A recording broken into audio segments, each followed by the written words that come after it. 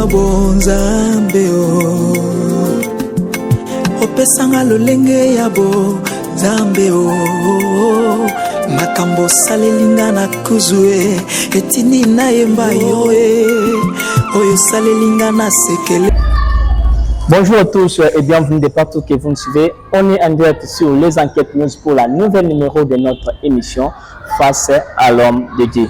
Aujourd'hui sur les enquêtes news émission Face à l'homme de Dieu, on doit recevoir pour vous l'homme de Dieu, président Vincent Mboulaye de l'église Amokbaz. Avec lui, on doit parler sur le comportement d'un chrétien face aux enjeux de l'ère.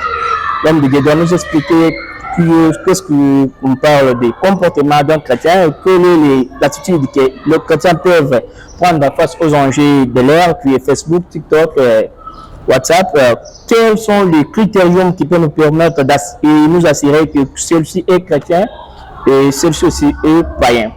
Alors, avant de continuer, nous vous prions de vous abonner sur notre chaîne YouTube, les enquêtes news, qui doit vous permettre de nous suivre en ligne et en rediffusion à tous les moments voulus. Sans pourtant tarder, on doit écouter l'une des chansons de notre frère John Mwamba Bolingo Nayo et après on doit retourner pour la suite de notre émission avec l'homme de Dieu.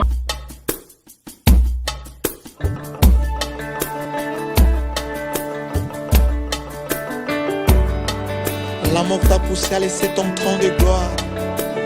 Voilà pourquoi je ferai de toi les sujets de ma joie. Je chanterai ton nom de Dieu très haut. Et je ne me fatiguerai jamais de témoigner les œuvres de ton amour insondable. Merci Jésus.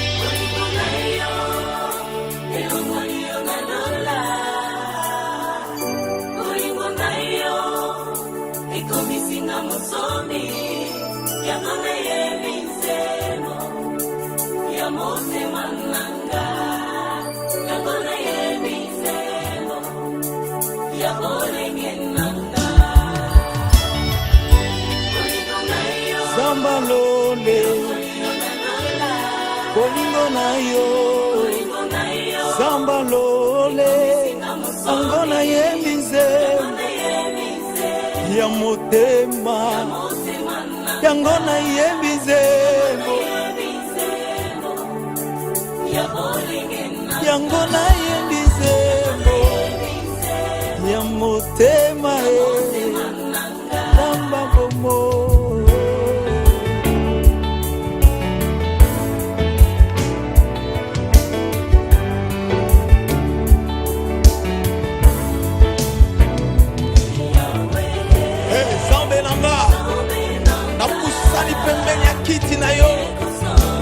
Témoigner reconnaissance envers Misala et Bolingo Nayo pour la qui sa monde entier que yon de Bolingo. Bien retour sur notre plateau après avoir écouté une très belle chanson de notre frère John Mwamba Bolingo Nayo, des chansons qui viennent de nous édifier. Alors, pourquoi me rappelle, on doit en parler sur les comportements d'un chrétien face aux enjeux de l'ère avec l'homme de Dieu, Vincent Mboulaye, qu'on est déjà vécu sur ce plateau. L'homme de Dieu, bonjour. Donc, l'homme de Dieu, bonjour. Bonjour, Papa Roger. Comment vous allez?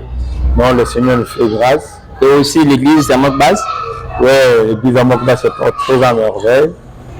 Je suis très content ce soir de participer à ces grandes émissions. Oui, je sais bien que vous êtes disponible pour répondre à nos questions. Vous pouvez nous parler concernant le comportement? Oui, je suis disponible pour partager avec les enfants de Dieu quelque chose sur le comportement chrétien. Je pense que les enfants de Dieu que nous sommes, peuple de Dieu partout où vous me suivez, être un enfant de Dieu, c'est d'abord appartenir dans une famille tout autre. La famille chrétienne est différente de la famille païenne. La famille chrétienne, c'est une famille où nous trouvons qu'il y a des lois, des principes qu'on doit suivre, et ces principes ont une base qui est Jésus-Christ. Dieu, en envoyant son Fils sur la terre, il a voulu à ce que le commun des mortels puisse lui accepter et vivre selon la pensée de Dieu et non la pensée des hommes. Vivre selon la pensée de Dieu, c'est faire appliquer la parole de Dieu comme il se doit. Alors, voilà pourquoi ce soir, Dieu voulut que nous puissions partager avec les enfants de Dieu sur quelques questions que vous allez me poser sur comment nous devons nous comporter, nous enfants, en tant qu'enfants de Dieu. À l'entame, je disais, le monde a sa vie. Les enfants de Dieu se retrouvent dans ce monde. Ils ont aussi une vie à vivre. Alors, cette vie n'est pas une vie de conformisme, mais c'est une vie de particularité, une vie où nous devons être distingués des autres. Celui qui est appelé enfant de Dieu doit vivre une vie de Christ. Or, Christ est lumière, nous sommes le Fils de la lumière et nous devons marcher comme les enfants de la lumière. Voilà pourquoi, quand on va développer dans nos questions, j'aurai à développer le caractère ou bien le critère qu'on peut reconnaître celui-ci est un enfant de Dieu. Comment on peut connaître cet enfant de Dieu? Par quel critère? Parce que chacun de nous, chaque enfant de Dieu, en ce temps qu'il appartient dans une famille, il doit suivre le rythme ou bien la danse que cette famille est en train de danser. Donc, si nous, enfants de Dieu, on doit nous reconnaître par nos actes et notre façon de faire des choses. Et tout le monde est capable de voir exactement que celui-ci, c'est un enfant de Dieu. Voilà pourquoi j'ai voulu quand même être là pour partager avec vous. Alors, quelles sont les attitudes qu'un chrétien peut prendre face aux enjeux de l'ère, qui est Facebook, WhatsApp, TikTok, ainsi que d'autres réseaux sociaux? Merci beaucoup pour la question. D'abord, les réseaux sociaux comme Facebook, TikTok, WhatsApp, c'est un monde. Nous, enfants de Dieu, on ne serait pas dissociés de ces mondes. Nous sommes de ces mondes, mais l'attitude qu'on doit prendre face aux réseaux sociaux, qui, entre autres, Facebook, WhatsApp, TikTok, c'est que nous, en tant que chrétiens, nous devons nous comporter d'une manière correcte dans les réseaux sociaux. Alors, qu'est-ce qu'on peut faire dans les réseaux sociaux en tant qu'enfant de Dieu? Dans les réseaux sociaux, nous avons l'objectif d'annoncer Christ. Notre comportement sur les réseaux sociaux doit être un comportement annonciateur de Christ. Comment ça? Si sur les réseaux sociaux, les gens publient les insanités, nous, en tant qu'enfants de Dieu, sur les réseaux sociaux, nous devons publier l'évangile de Christ. Sur les réseaux sociaux, s'il y a des gens qui s'habillent, admettons le terme, d'une manière bizarre, sale, qui séduisent les autres, mais nous devons nous habiller d'une manière qui doit attirer les gens vers Christ. Comment s'habiller d'une manière claire et nette? L'apôtre Paul nous dit, celui qui est appelé enfant de Dieu doit être habillé d'une manière décente. Donc respecté. Donc quand je m'habille comme je suis là, je suis garçon, je suis homme, je ne peux pas m'habiller en chemise libérée toute la poitrine. Il dit que je suis enfant de Dieu, non. Une chose, je ne peux pas m'habiller en laissant tous les seins dehors, dit que je suis enfant de Dieu, non. Donc, je dois, mon comportement, que ce soit dans la famille, que ce soit dans la maison, que ce soit sur les réseaux sociaux, doit être un comportement correct et stable. Aujourd'hui, nous voyons le comportement des enfants de Dieu qui vacille. Quand il est à la maison, vous le voyez qu'il est chrétien, il s'habille très bien, il parle bien, il se comporte bien, son regard. Quand il est à l'église, le pasteur voit que exactement celui-ci, c'est un enfant de Dieu, il est comme ça. Mais quand il sort dans les réseaux sociaux qu'il publie, même dans sa chambre, d'autres, le mari ne connaît même pas. Les parents ne connaissent même pas. Alors, pourquoi dit-on que tu es enfant de Dieu dont ton comportement est exactement bizarre? Écoutez, frères et sœurs, la Bible nous dit, c'est l'apôtre Paul qui parle aux Corinthiens, ne savez-vous pas que vos corps est le temple du Saint-Esprit Donc, quand notre corps est le temple du Saint-Esprit, donc le Saint-Esprit doit habiter dans un corps saint. Un corps saint qui est notre temple doit être bien entretenu, bien encadré, bien géré. C'est-à-dire, aussi longtemps que tu as accepté Christ, tu ne dépends plus de toi-même. Tu dépends maintenant de Christ. Quand tu dépends de Christ, tu dois habiller en toi le comportement de Christ. Tu dois faire ce que Christ nous recommande. Qu'est-ce que Christ veut? Qu'est-ce que Christ dit? Voilà pourquoi l'apôtre Paul ajoute encore en Romains chapitre 12. Il dit, en descendant, ne vous conformez pas au siècle présent. Je peux lire ça pour vous aider. Nous sommes dans le livre de Romains, Romains chapitre 12. Romains chapitre 12, le verset 2. Il dit, ne vous conformez pas au siècle présent, mais quand déjà l'écrivain, dans sa lettre, il dit mais, c'est-à-dire prenez en considération les écrits qui suivent. Qu'est-ce qu'il veut nous dire?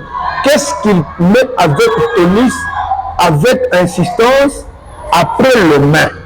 Il dit, mais soyez transformés par le renouvellement de l'intelligence afin que vous discerniez quelle est la volonté de Dieu, ce qui est bon, agréable et parfait. Là, vous comprenez que Dieu veut que le peuple, son peuple, ses enfants soient transformés. Pourquoi? Parce que le monde actuel, le siècle actuel a ses comportements. Le monde actuel a ces choses. Nous avons dans ce monde actuel l'idolâtrie. Nous avons dans ce monde actuel la magie. Même à l'église, un frère, une sœur, un serviteur de Dieu qui prêche, mais derrière ces prédications, il y a autre comportement qu'il cache. Mais nous, enfants de Dieu, on ne peut pas être, tant soit peu, liés à ce genre de comportement. Nous devons être des gens renouvelés. Renouvelés par quoi? Renouvelés et transformés depuis notre intelligence. C'est-à-dire, quand nous sommes sur la terre, nous ne sommes pas des bêtes. On ne vit pas vaille que vaille. Nous sommes sur la terre, nous avons de l'intelligence. Quelqu'un qui est intelligent est capable de discerner. Quelqu'un qui est intelligent est capable de jauger. C'est quoi la volonté de Dieu dans ce siècle présent? C'est quoi la pensée de Dieu dans ce siècle présent? Voilà pourquoi, mes chers frères et amis, nous voulons que nous, enfants de Dieu, nous puissions nous comporter d'une manière claire et nette. Dans les réseaux sociaux, nous sommes là pour donner un comportement digne. Pas nous conformer, comme le siècle présent vit dans les réseaux sociaux, mais nous devons nous conformer selon la pensée de Dieu. Quand quelqu'un émet une pensée sur les réseaux sociaux, la pensée qui peut torpiller d'autres, mais toi, en tant qu'enfant de Dieu, tu es fils de la lumière, tu dois émettre une connaissance qui doit faire enlever les gens dans le pays, leur mettre dans la connaissance vraie qui est Jésus-Christ de Nazareth. Alors, quels sont les critériums qui peuvent nous assurer que celui-ci est chrétien et celui-ci est païen? Merci, mon frère Roger. Je pense que tu es aussi chrétien. Tu es enfant de Dieu. Et partout ailleurs, beaucoup de monde me suivent. Le critère qu'on doit reconnaître en celui-ci ou à l'autre, qui est enfant de Dieu, nous le trouvons dans la Bible. Comme nous sommes les enfants de la lumière, le Seigneur nous recommande à marcher comme le Fils de la lumière. Alors, ces critères sont le fruit qu'on doit voir dans les enfants de la lumière. Comme les enfants de la lumière ont leurs fruits, le Fils des ténèbres a aussi leurs fruits. Alors, quels sont les fruits que nous devons catégoriser aujourd'hui comme les critères qu'on doit reconnaître pour les chrétiens? Parce qu'un chrétien est celui qui doit vivre la vie de Christ. En Christ est la lumière. Nous sommes aussi appelés à marcher comme les enfants de la lumière, marcher comme le Fils de la lumière. Et quels sont ces critères? Nous rentrons encore dans la Bible, dans le livre d'Éphésiens. Nous sommes dans le livre d'Éphésiens, le chapitre 5. Nous allons lire à partir du 6e verset jusqu'au 9e. Et là, je vais sortir le critère ou bien le fruit qu'on doit voir exactement que celui-ci est chrétien. Nous lisons au nom de Jésus. Que personne ne vous séduise par de vains discours, car c'est à cause de ces choses que la colère de Dieu vient sur le fils de la rébellion. N'ayez donc aucune part avec eux. 8. Autrefois vous étiez ténèbres, et maintenant vous êtes lumière. Dans le Seigneur, marchez comme les enfants de la lumière. Car le fruit de la lumière consiste en toutes sortes.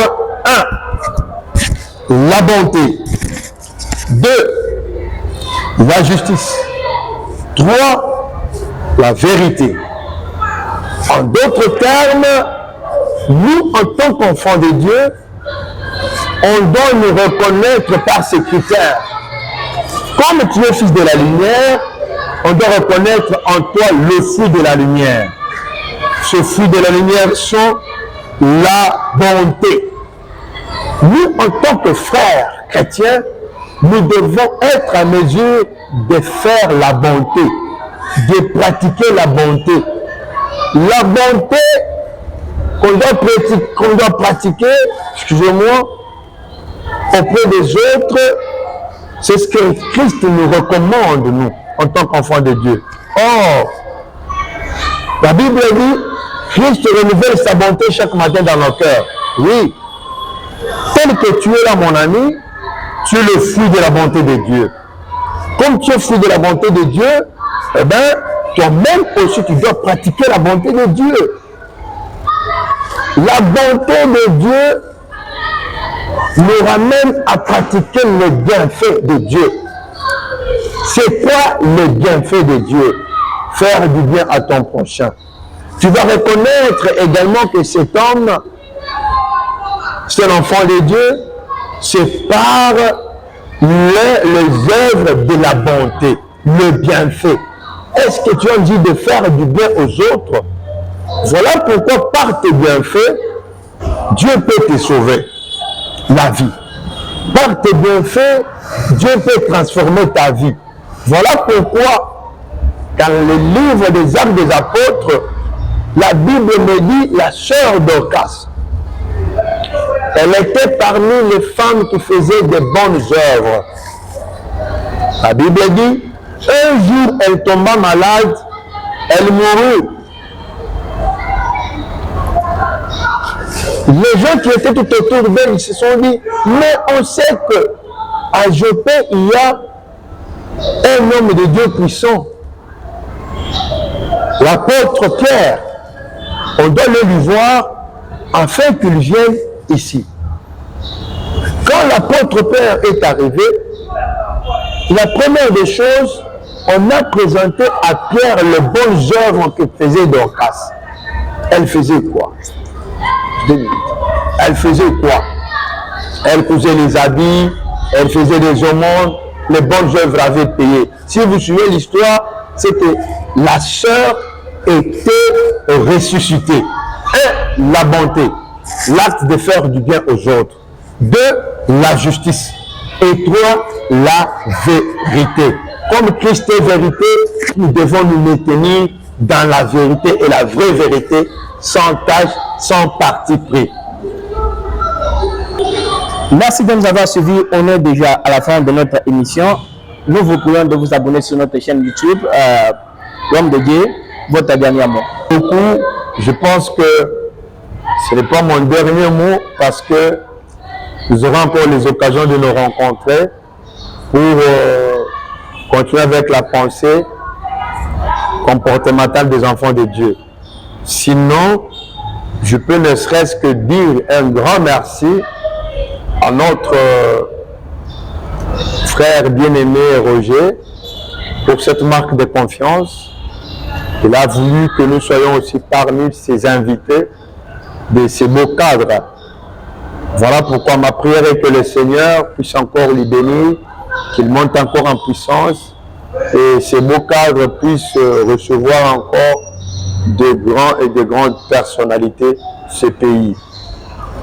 Nous vous prions de vous abonner sur notre chaîne YouTube. Bye, à la prochaine numéro de notre émission.